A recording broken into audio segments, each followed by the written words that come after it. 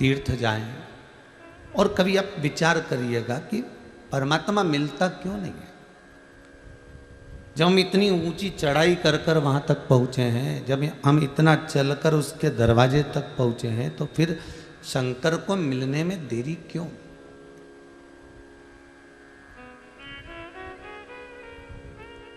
वो किस लिए नहीं मिलता?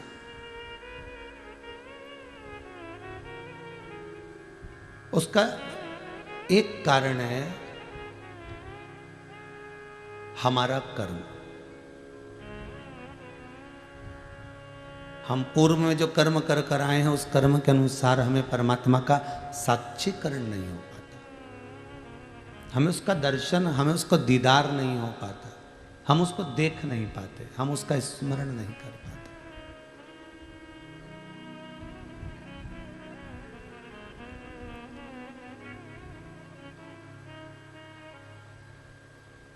पहले जो कहा इससे पहले वाली कथा में कि मंदिर जाने से, तीर्थ जाने से, कथा में जाने से या कथा को श्रवण करने से व्यक्ति का पूर्व में किया हुआ जो कर्म है वो थोड़ा थोड़ा भजन करने से, स्मरण करने से, नाम जाप करने से वो कट जाता है। जो पूर्व का बेकार कर्म है वो केवल भजन से कटेगा।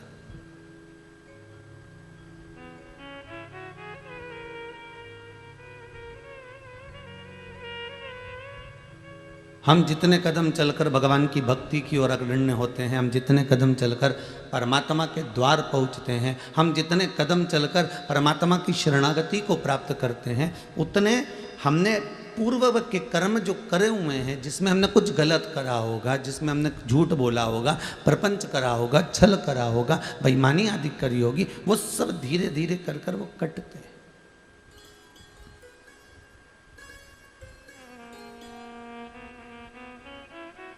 मत बुरे कर्म कर बंदे वरना पछताएगा, भगवान की आंखों से तू बच नहीं पाएगा, तू बच नहीं पाएगा। अरे ओ अज्ञानी मत कर नादानी। हम जितने भी कर्म कर रहे हैं, उस कर्म को अगर हम परमात्मा को समर्पित कर कर करें तो हमें बाद में आकर फिर नहीं भोगना पड़ेगा।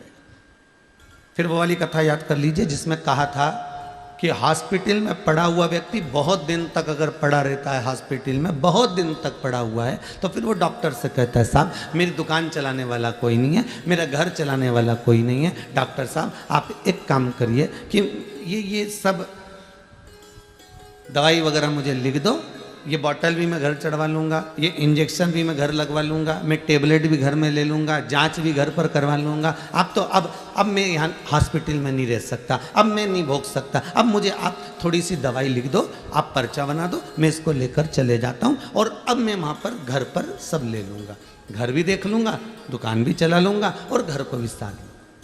आप मुझे थोड़ी सी दवाई आप लिख दीजिए, थोड़ा सा आप मुझे लिख दीजिए। आपको जो लिखना है, बॉटल लिखना है बॉटल, औषधि लिखना है औषधि, जो भी आप लिख रहे हैं मुझे लिखकर दे दीजिए, मैं उसको घर पर चढ़वा लूँगा।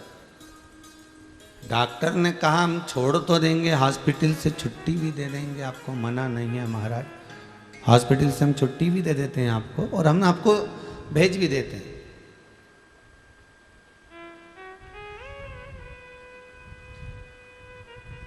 मना नहीं है,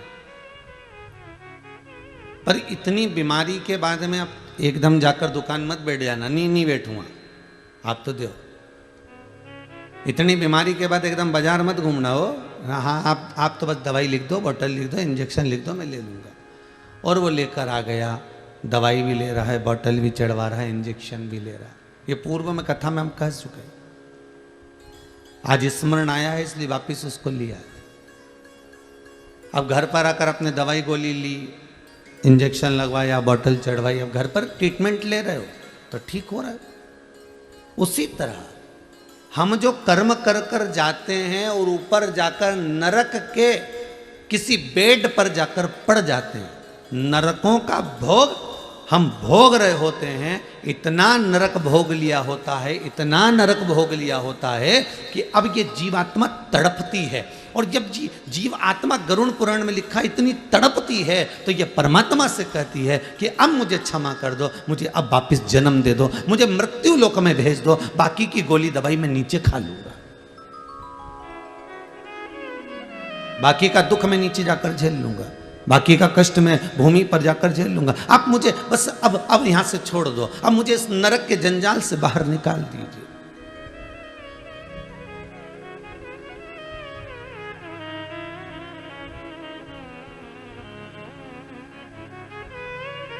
और इस नरक से मुझे जब आप बाहर निकाल देंगे, इस नरक से आप मुझे जब छोड़ देंगे, मैं मृत्यु लोक में जाकर जो थोड़ी बहुत ट्रीटमेंट है, थोड़ी बहुत दवाई, थोड़ी बहुत बोतल, थोड़े बहुत इंजेक्शन लेते रहूंगा। तो यहाँ मृत्यु लोक में कई लोग कहते हैं महाराज जी ये तो बताओ कि हमने पूर्व में कौन सा कर्म किया जो आज आकर हम भोगना है। ये भोग क्यों रहे? क्योंकि ऊपर नहीं भोग पाए पूरा, तो नीचे आकर भोगना पड़ रहा है। वहां से हाथ पैर जोड़ के तुम छुट्टी करा के लिया है क्या? हमें अब हॉस्पिटल में नहीं रहना, हमारी तो छुट्टी करो, हम तो नीचे जाके बोतल चढ़वा लेंगे, हम तो नीचे जाके इंजेक्शन ले लेंगे, हम नीचे जाके ट्रीटमेंट सब करवा लेंगे, पर आप हमें छोड़ो। भगवान ने भी कह दिया जैसे हॉस्पिटल छुट्टी करा कर ले आते हो, ठीक नहीं हुए तो भी छुट्टी करा कर लिया, उस नरक से भी जीव त्राही त्राही करता है, बहुत रोता है, बिलखता है, चरणों में पड़ जाता है, विनती करता है कि मुझे इस जंजाल से मुक्त कर दो। और भगवान उसको मुक्त कर कर भेज भी देता है। तो भगवान कहता है दवाई तो लेना पड़ेगी ना, तो कि नीचे जाकर ले लूंगा। तो ये जो हमें दुख मिलता है, ये तकलीफ आती है, जो कष्ट मिल रहा है,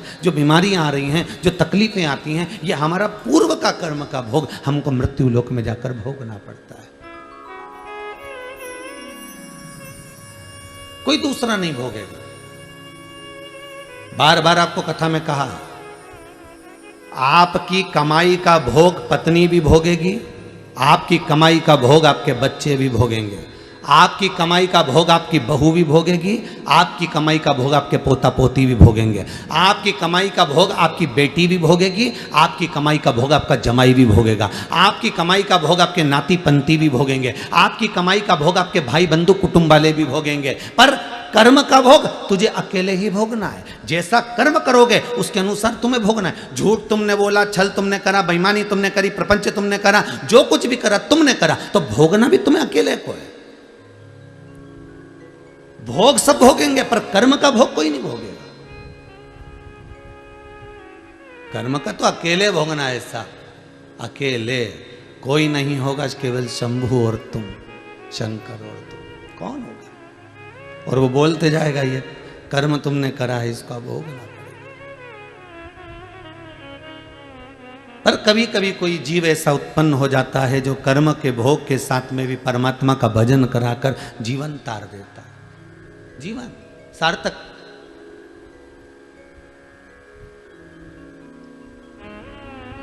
ये जो आनंद की अनुभूति है, ये यही सुख देती है, ये दूसरा कोई सुख नहीं है। आज हम अगर भोग रहे हैं, थोड़ा सा कर्म अगर हमको मिला है, कोई राशि ठाट मिला है ना, तो भी समझ लेना भगवान की बड़ी कृपा हुई हो।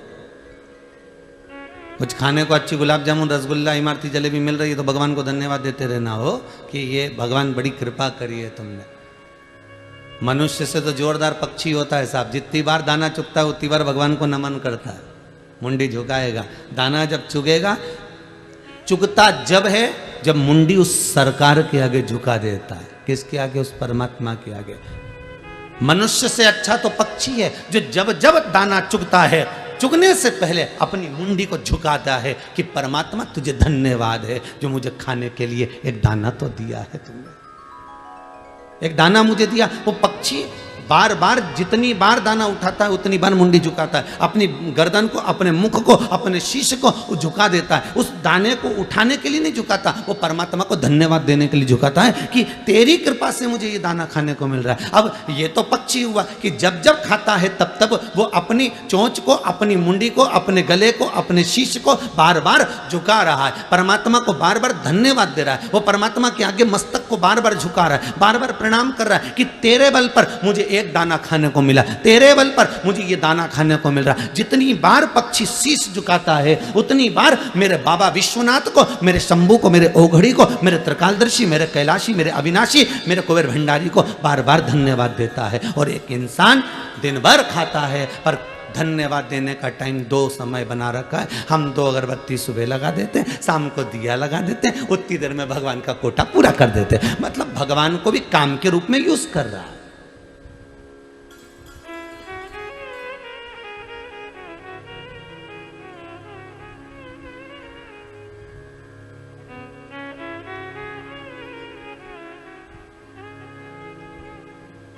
महाराज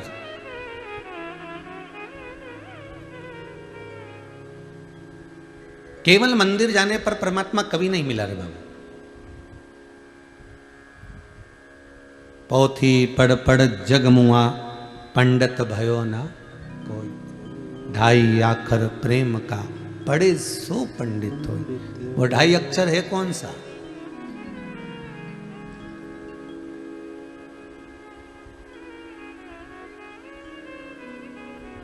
कौन सा है वो 2.5 अक्षर प्रेम का जो पढ़कर जीव परमात्मा का हो सकता? और वो 2.5 अक्षर कोई दूसरा नहीं, वो 2.5 अक्षर केवल आपके हृदय का मन चित्त वृत्ति को किसी भूखे के भोजन में, किसी प्यासे के पानी में, किसी पथिक के पवन में, राहगीर की सेवा में लगा देने पर ही परमात्मा प्रसन्न हो जाता है। कहते हैं आप मंदिर में जाकर अगरबत्ती नहीं लगा सकते, धूप बत्ती नहीं लगा सकते, दिया नहीं जला सकते, बेलपत्र नहीं चढ़ा सकते, पानी नहीं चढ़ा सकते, चंदन नहीं लगा सकते, पुष्प नहीं लगा सकते, पुष्प नहीं चढ़ा सकते, आप भगवान को जल नहीं चढ़ा सकते। भले मत चढ़ाओ, मेरा शंकर कभी आपसे कहने के लिए नहीं आएगा कि तूने ये नहीं करा।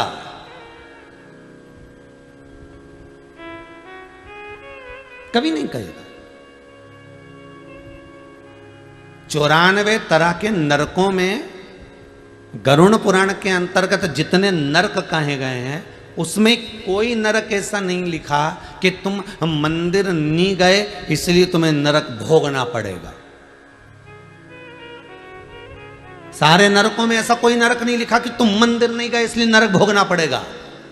पर नरकों में एक नरक ऐसा लिखा है कि तुम्हारे दरवाजे पर कोई भूखा आया और उसको तुमने भोजन नहीं कराया तो तुम्हें नरक भोगना पड़ेगा। तुम्हारे दरवाजे पर कोई प्यासा आया, तुमने पानी ना पिलाया तो नरक भोगना पड़ेगा। तुम्हारे दरवाजे पर कोई पथिक आया, राहगीर आया और तुमसे मार्ग पूछा, तुमने नहीं बताया तो भोगना पड़ेगा।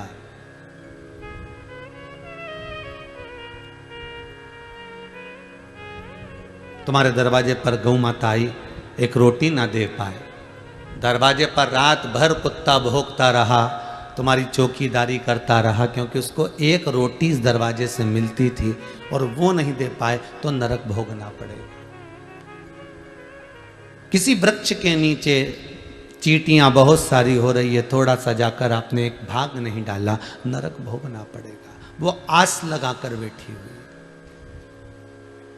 बहुत अरमान लेकर बैठी हुई, उसके बाद भी हम उसको कुछ ना दे पाए।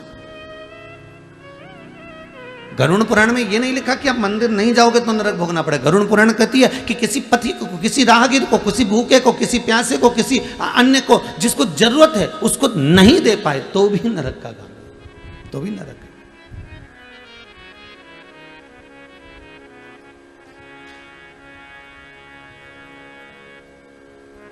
और वो कहते हैं ना, स्वयं खा लेना सुकृति है, छोड़ाकर खा लेना विकृति है, पर बांट कर खाना ये मेरी भारत देश की संस्कृति है। यही भारत भूमि की संस्कृति है। बड़ा भाई ताने पर ताना दे दे, गाली पर गाली दे दे, अपशब्द पर अपशब्द कह दे। छोटा भाई ताने पर ताना दे दे, अपशब्द पर अपशब्द कह दे, गाली पर गाली दे दे। देवरानी कितनी भी गाली दे, जेठानी कितनी भी गाली दे, ननंद कितनी भी गाली दे, सास कितनी भी गाली दे, अपशब्दों पर अपशब्द कह रही हो, वाणी पर वाणी कह रही हो, गाली पर गाली दे रही हो, पर फिर भी आपकी चेष्टा, आपकी एकाग्रता, आपकी चित्त वृत्ति, आपका मन। सास गाली दे रही है बहू को, वो दे, बहू अगर कुछ कह रही है उसकी मर्जी, वो कहे, मना नहीं, पर निवेदन इतना है, उसके कर्म, उसके कर्मों का भोग उसको भोगना ही है, भोगना ही पड़ेगा। कितना सुंदर लिखा है महाराज। एक संत से, एक गुरु से पूछा गया कि एक कुत्ते ने पूछा एक गुरु के पास जाकर, गुरुदेव मेरी वाणी को आप समझने का प्रयास करिएगा। गुरु बहुत जल्दी समझ जाता है, गुरु गुरु होता है, सतगुरु सतगुरु होता है। सदगुरु के सामने कहा भी नहीं जाता, वो अपनी दृष्टि से देखकर समझ जाता है। गुरुदेव मेरी वाणी को थोड़ा समझिएगा। गुरुजी बोले, बोल क्या बात है। मैं राह में बैठा हुआ था, एक व्यक्ति दौड़ कर आया, मुझ में लात मारकर चला गया, मेरी गलती क्या थी वो बताइए।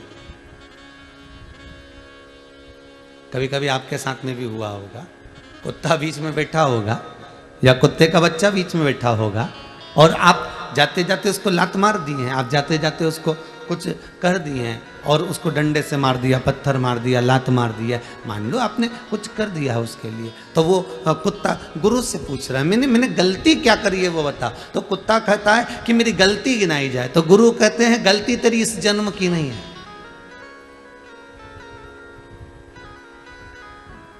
हमको लगता है कि हम मनुष्य की देह धारण करें इसलिए हमको दुख ज्यादा भोगना पड़ रहा है।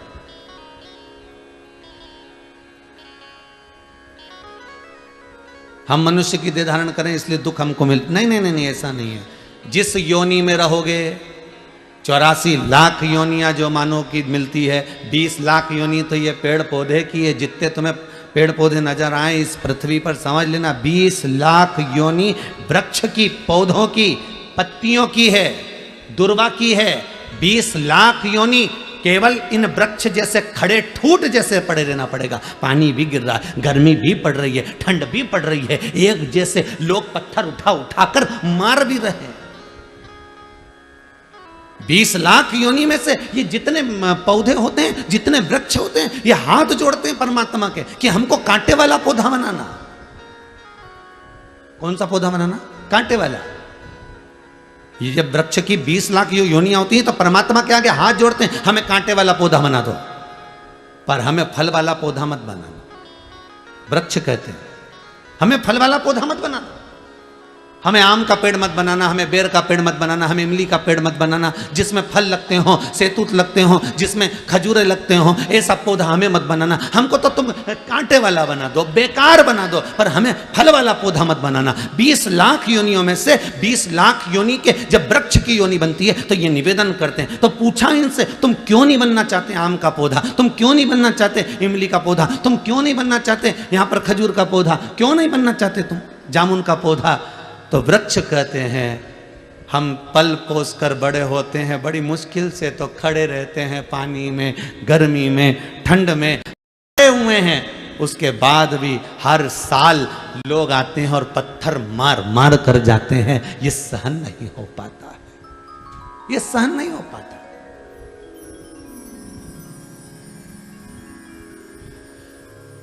आप में से जितने लोग कथा सुन रहे हैं आस्था चैनल पर, पूरे विश्व में जितने लोग मोबाइल पर कथा सुन रहे हैं, फेसबुक और यूट्यूब पर, इनसे निवेदन करूंगा, यदि आपने अपने घर में, परिवार में, कुटुंब में, कबीले में, रिश्तों में, नातों में कहीं ना कहीं गरुड़ पुराण की कथा सुनी होगी तो उसमें पंडित जी ने बताया होगा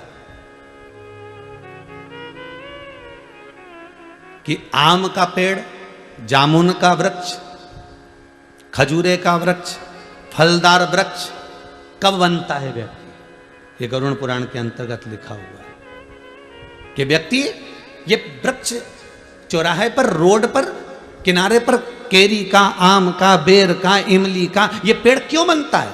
तो उस गरुड़ पुराण के अंतर्गत लिखा है, जो मानव का शरीर धारण कर कर, मनुष्य की देह धारण कर कर, मनुष्य का शरीर पाने के बाद भी अपने ही रिश्तेदारों को दिन भर गालियां देता है, चाहे बहू को दे, चाहे सास को दे, चाहे ननद को दे, देवरानी को दे, जिठानी को दे, भाई को दे, कुटुंब को दे, कबीले को दे, जो इतनी गालियां पर गालियां अंबानियां बौछार करता है, वही मरने के बाद ये फलदार वृक्ष बनता है। और लोग जैसे ये रुक रुक के गाली बकती है ना, रोज तो नहीं बकती, इसको कोई पागल कुत्ता तो नहीं काटा कि ये रोज गाली बकेगा, ये रोज गाली बकेगी, ये रुक रुक के बकती है। 6 महीने में, 3 महीने में, 4 महीने में, 8 महीने में, साल भर में, ऐसे लोग गालियां देते हैं। उसी तरह साल साल भर में इसमें भी फल लगते हैं और लोग दे पत्थर मारते हैं, इसने गाली दी, इसको दिया पत्थर।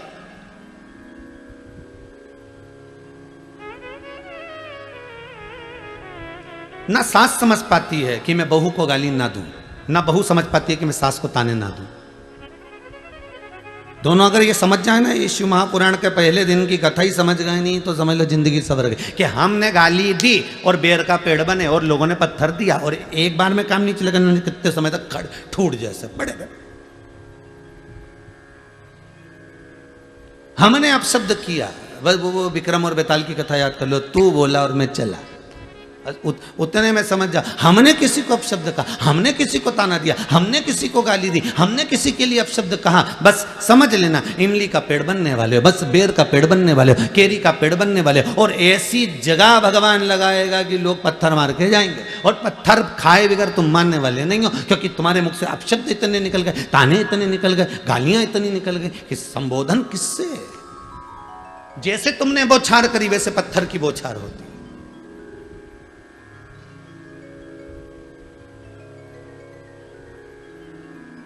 इसीलिए शास्त्र कहता है भजन में जो सुख है वो सुख किसी दूसरी चीज में नहीं, दूसरी चीज में।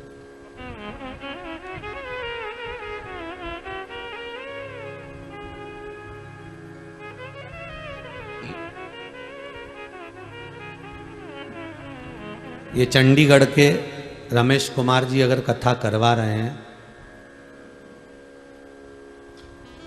इन्होंने आशीष जी को लिखकर भेजा है, समीर जी को।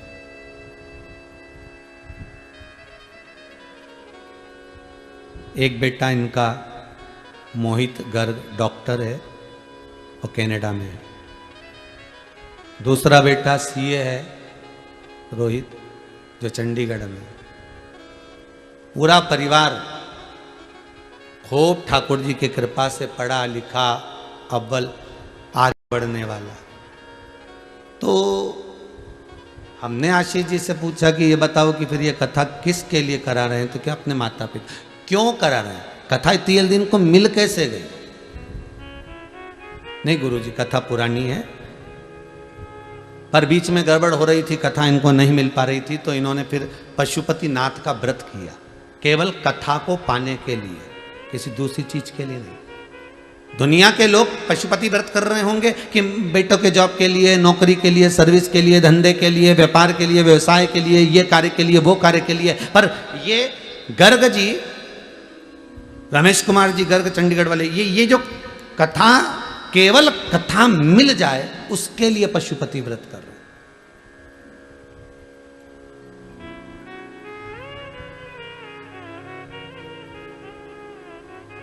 और देखिए कैलाश मानसरोवर की इन्होंने यात्रा करी तो भी वहां विनती करके आए, एक बार बस बाबा कृपा करना, एक बार कृपा ऐसी हो जाए कि बस शिव महापुराण की कथा का रस तत्व मिल जाए।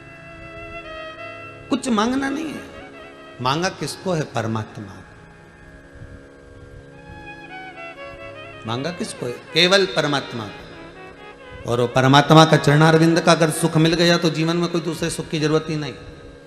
मिलता है सच्चा सुख केवल भोलेनाथ तुम्हारे चरणों में, शंभुनाथ तुम्हारे चरणों में। वो जीवन का सुख मिल जाए बस, बहुत उतना। वो सुख सर्वप्रथम।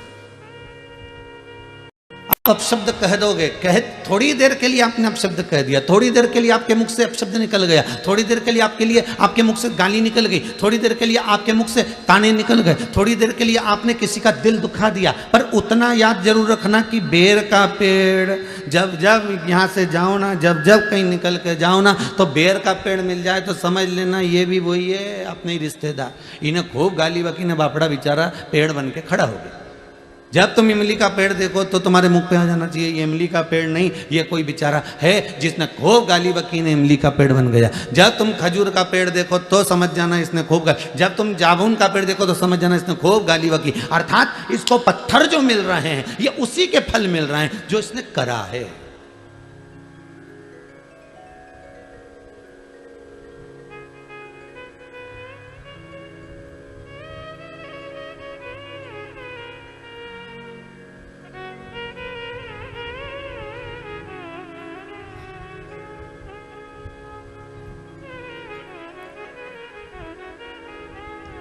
आज सुबह हम स्कंद पुराण पढ़ रहे थे थोड़ी सी, तो उसमें बंटी जी परिहार ने एक प्रश्न किया है, गुरुदेव आप हमेशा कहते हो कि वृक्ष की योनि ये है, उसकी योनि ये है, ये जो गन्ना लगता है ना, शुगर, गन्ना जिसकी शुगर बनती है, शक्कर बनती है, ये गन्ना भी तो पेड़ पौधे में आता है, तो फिर ये योनि कैसी है?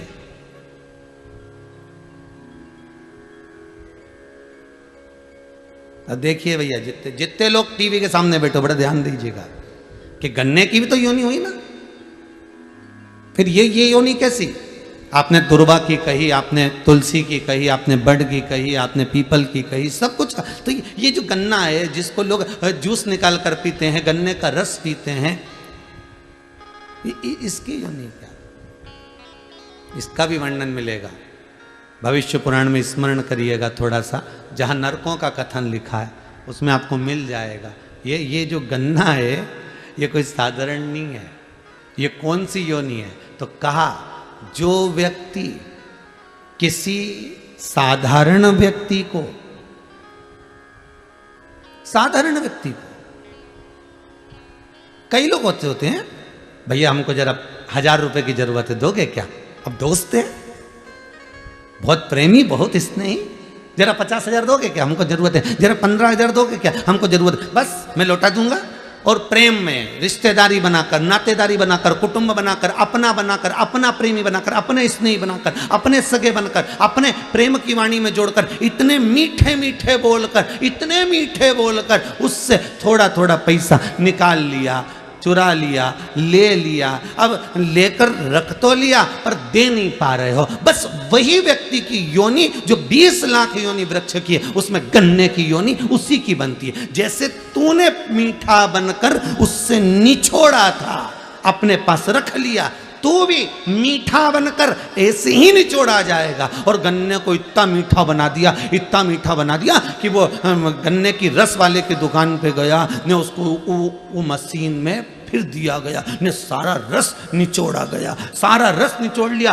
अभी भी नहीं छोड़ा उसको, क्योंकि इसने उसको नहीं छोड़ा था, तो इसको डबल से पलटाया। तुम देखना गन्ने का रस निकल लीजिए, इसके डबल से पलटाया, फिर दिया मशीन के अंदर और फिर दिया, फिर रस निचोड़ा। तो की बात, तो जितने लोग गन्ने का गिलास ले लेके खड़े थे तो आप सोच रहे थे इसमें बचा ही नहीं कुछ भी, पर गन्ने के रस वाले का संबंध, इन्हें फिर पलटा, इन्हें फिर दिया धर के और फिर रस निकाला। अब की बार तो जितने लोग खड़े थे अभी इसमें तो रस ही नहीं बचा रहा, पूरा के पूरा ही निकाल लिया। परंतु गन्ना का रस वाला उसमें फिर 2-4 मरोड़ा, और अब की बार इसमें और मिर्ची लगे, क्योंकि इसने उसका धन खाया था, इसलिए बीच में नींबू फंसा दिया। ले, बीच में नींबू फंसाए और फिर दिया मशीन के अंदर, फिर रस निकला। अभी भी रह गया तो क्या भी रुक जा, पुदीना और डालू, रुक। और फिर इसने निचोड़ा, फिर दमदारी से फिर उसको चोरबत्ती करी और फिर उसमें पुदीना डाल दिया, ले, फिर दिया धर धर के, कहीं नहीं बचा। ऐसा हो गया बेचारा, छिलका छिलका अलग अलग हो गया। फिर उठा के उसने ठेले के, जितने सुन रहे हो आस्था पे बोलो तो, फिर ठेले के नीचे डाल दिया, उसको डस्टबिन में पटक दिया, कचरे में डाल दिया। अब उनमें इतना रस नहीं बचा कि मक्खी भी कुछ खा सके, इतना ही नहीं बचा। फिर भी मक्खी ने सोचा थोड़ा बहुत पड़ा हो तो अपन ही निपटा लो।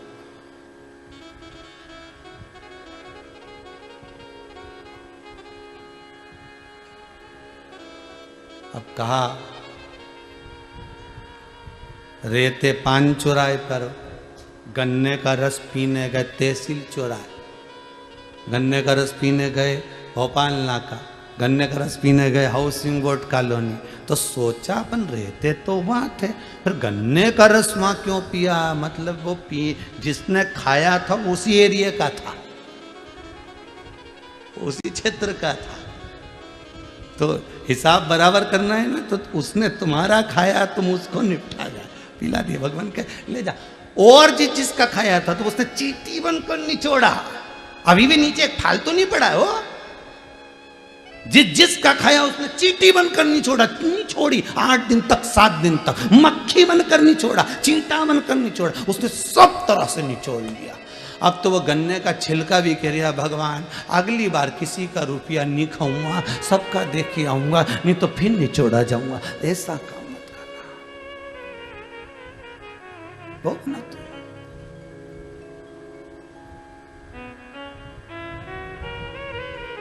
मान लो किसी का ले भी लिया है तो हाथ जोड़कर कहना साहब, उस शंकर से कहना, शंभो से कहना, मेरे ओ घड़ी, मेरे विश्वनाथ, मेरे शंभो से कहना, मरना मारना है, मेरे को मरना है, प्राण छूटना है, संसार में जो आया है वो मरेगा, पर निवेदन इतना सा है जब तक मैं किसी का चुका ना दूं तब तक उठाना मती नाक, मेरे को गन्ना नहीं बनना है।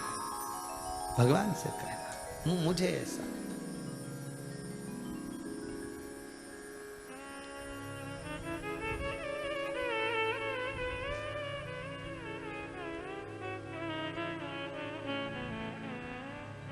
हमारे कर्म का भोग हमको भोगना है महाराज,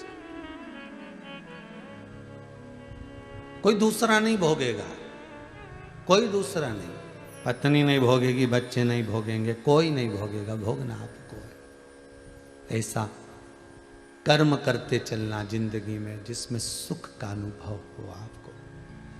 ये दिल, ये हृदय, ये चित्त, ये वृत्ति बड़ी आनंदित हो आपकी, आपको बड़ा सुकून मिले, आपको बड़ा आनंद मिले, ऐसी जिंदगी जीना, ऐसा जीवन जीना। संत जो होते हैं ना, साधु जो होते हैं ना, गुरुजन जो होते हैं, जो सत्य के गुरु हैं, जो सत्य के साधु हैं, जो सत्य के तपस्वी के भाव का आनंद ले रहे हैं,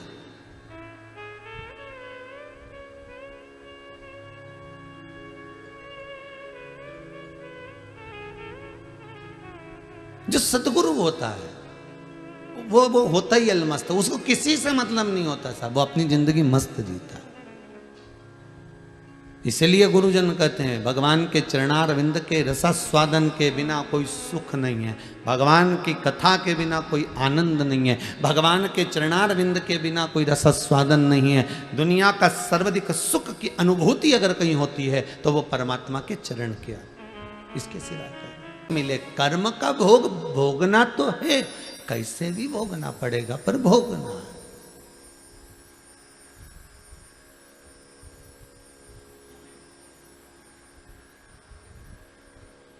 एक वृक्ष को कभी भी उसके पत्ती के नाम से नहीं जानते, जानते हैं क्या?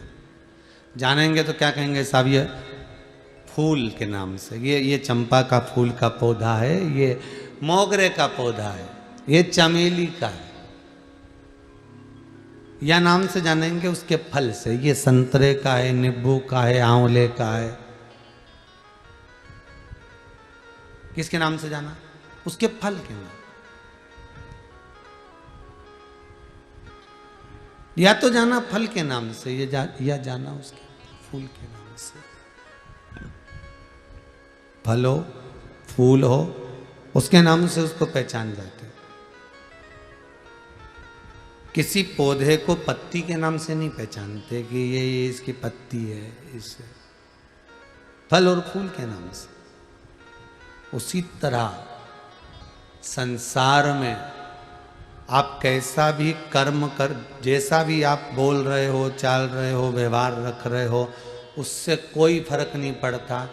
संसार में यदि आपको लोग जानेंगे तो आपके कर्म से जानेंगे। पहले कथा में कहा था व्यक्ति बनना सरल है पर व्यक्तित्ववान बनना कठिन है।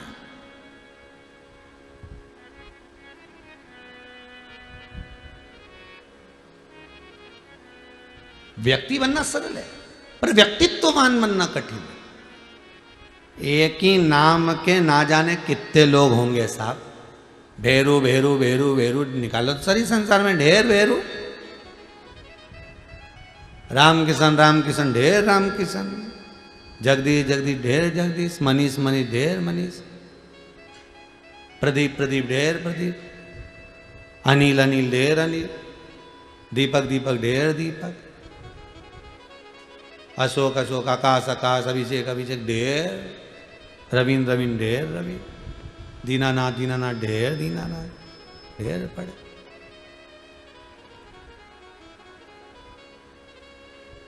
अब मालूम पड़े राशि भी एक है, नाम भी एक है। एक तो ऊंचे सिंहासन पर बैठा है, दूसरा मालूम पड़े कि ठेला धका है। नाम का कोई फर्क पड़ा क्या? जितने टीवी पर कथा सुन रहे हो ईमानदारी से बोलना, नाम का कोई फर्क पड़ता है क्या? नहीं।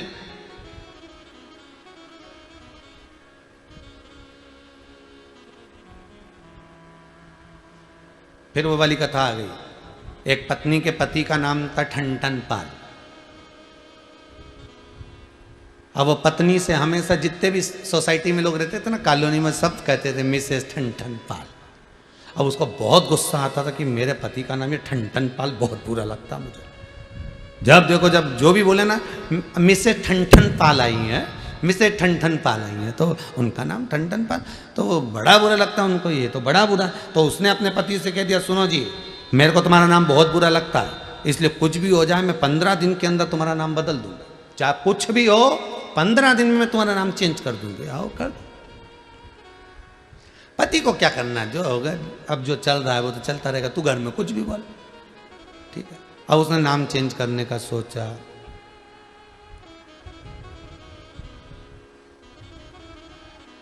आगे गई एक बार मार्केट घूमने की, कोई अच्छा नाम ढूंढ के आऊं। जाते जाते उसने एक बुढ़िया को देखा, झाड़ू लगा रही थी, कचरा बीन रही थी सुबह सुबह। पूछ लिया तुम्हारा नाम क्या है? लक्ष्मी। इसके मन में आया, बताओ गजब, बहुत बढ़िया। और आगे गई,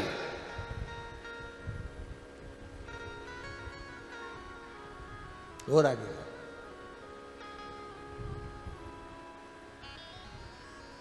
एक व्यक्ति भीख मांग रहा था, उससे पूछा तुम्हारा नाम क्या है? कुबेर सिंह। अच्छा, मन में आया गजब। और आगे गई, किसी से पूछा क्यों, किसकी अर्थी जा रही है? कौन मर गया? अमर सिंह मर गया।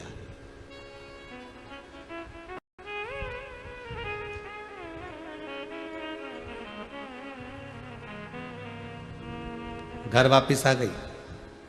वापिस मोहल्ले के लोगों ने पूछा क्यों, नाम मिल गया? क्या करूं ढूंढ के?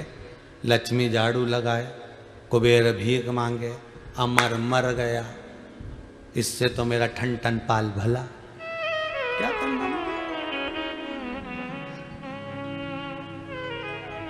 नाम बदलने से कुछ नहीं होगा, कुछ भी नहीं होगा।